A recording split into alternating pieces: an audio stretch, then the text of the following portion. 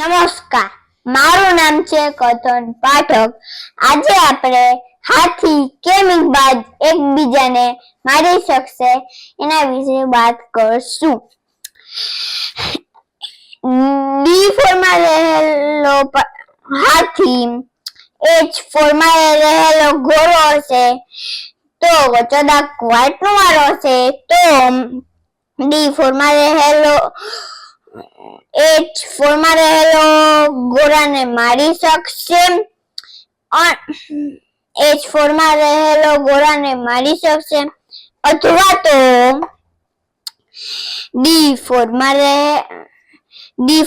રહેલો હાથી A4 માં પાયદર્યો હશે તો જરાક વ્હાઈટ નો વારો હોય તો A4 માં જઈને બ્લેક ના પાયદરિયાને મારી શકશે અથવા તો D1 માં રહેલો ઉતરીને જરાક વ્હાઈટ નો વારો હોય તો ઉતરીને મારી શકશે અને D1 માં આવી જશે અથવા તો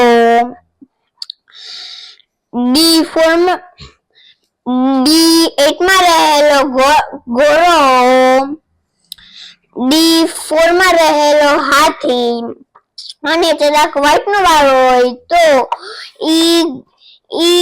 D8 માં રહેલા ઘોડાને મારી શકશે। Thank you.